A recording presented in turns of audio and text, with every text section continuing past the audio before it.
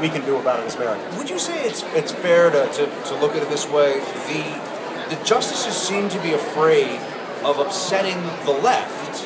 They feel like they'll be heck to pay, if you will, if they upset the left. But they're perfectly happy, as we've seen from some recent decisions, to absolutely infuriate the right. What do you think that's a function of?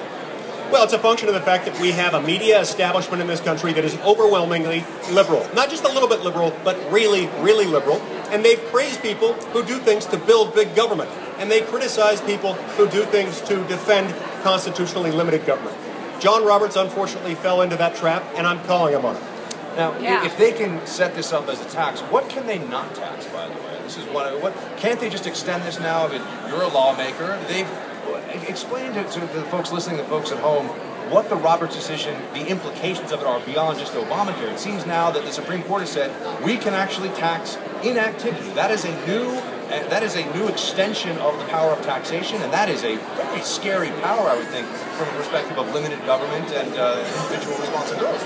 Failure to consume your recommended daily allowance of broccoli is something that Congress could in the future penalize you for. Eat your broccoli, everybody. As long as they write it up as a tax, or for that matter, even if they write it up as a penalty, as Congress did here, the Supreme Court will just rewrite it as a tax so that they can uphold it as constitutional. That's why we've really entered into a new state of lawlessness, because we've now completely abandoned both of the Constitution's separation of powers. The Constitution separates power along the horizontal axis between the legislative branch, executive branch, and judicial branch. It also, along the vertical axis, separates power between the federal government and the states. This ruling in this case, which is why I wrote this book, tries to obliterate the distinction between state and federal and between the three branches of government. It's lawless, it's bad, it's unconstitutional, and we can't stand for it. Senator Lee, right? Yes. Don't be shy with it. It's absolutely correct.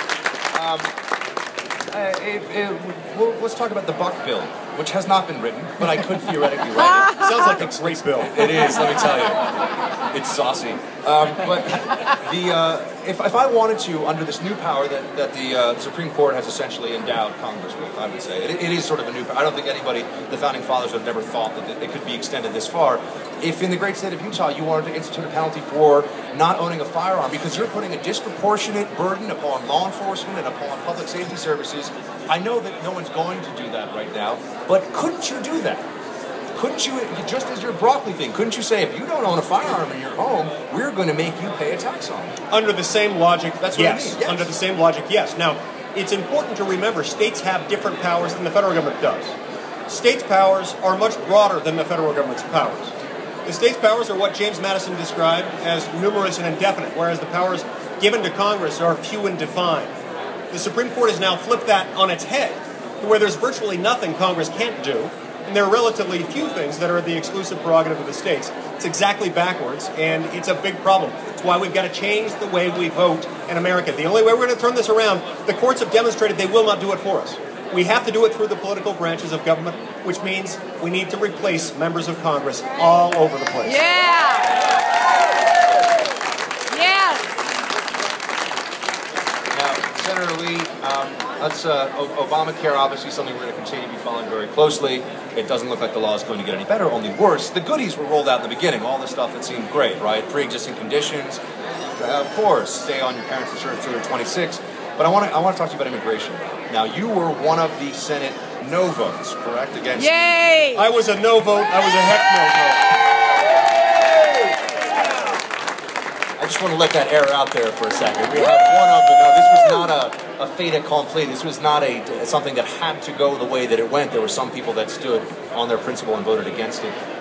What do you think? What would you advise members of the House to do now? The GOP members in the House. There are these theories going around now that if they pass anything through the reconciliation process, we will, through the machinations of Congress, they will spew out something that at its core gives amnesty, which is that's what this bill is really about. It is about conferring amnesty to people. Everything else is negotiable and uncertain.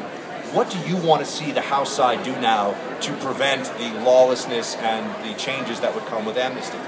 I would say, number one, my first piece of advice to House members right now, read the bill. Yeah.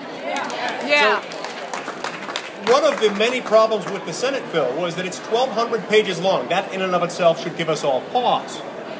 But this was a 1,200-page bill that had been in existence for only about 24 hours when the Senate cast its first vote, for less than a week when the Senate passed it. And if members would actually read the bill and allow their constituents to do the same, they wouldn't pass really bad pieces of legislation like this. So read the bill. Number two, they need to be determined to point out to the American people, demonstrate to the American people that we're all pro-immigration reform.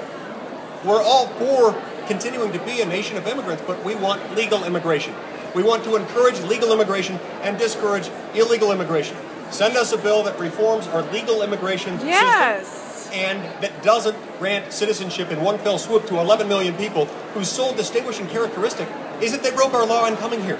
Right. Senator, Senator Lee, by the way, we're live here on the Blaze.com/radio. The Blaze Radio, also Sirius XM Patriot. I'm speaking to Senator Mike Lee, the great state of Utah. Senator Lee, let me ask you this. What would a bill that could have come across your desk as a senator look like that you would have signed? Meaning, what would it have been?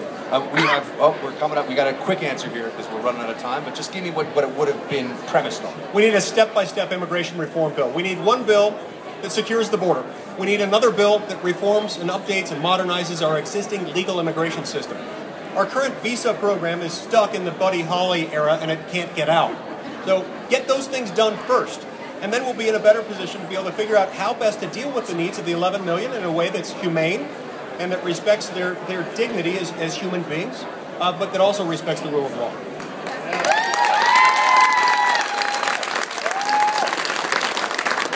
How do you think this is all going to shake out? What are your in preparation for the midterms here? I mean, do you think Republicans have a shot at the Senate, and do you think we're going to hold the House? We as Republicans have a shot at the Senate if and only if we hold the line on a few things. We've got to hold the line on Obamacare. We've got to do everything we can to repeal it. We can't repeal it. We've got to defund it. We've got to stop its implementation by defunding the processes by which the regulations continue to promulgate themselves and to be enforced. If we don't do this now, it's going to be difficult to turn around. But we can do it now, and if we do it now, I think the voters nationwide will reward us with the majority in the Senate. Wow. All right. There we have it. Senator Mike Lee, the great state of Utah, thank you so much. His book, Why John Roberts Was Wrong About Healthcare, a conservative critique of the Supreme Court's Obamacare ruling, available now.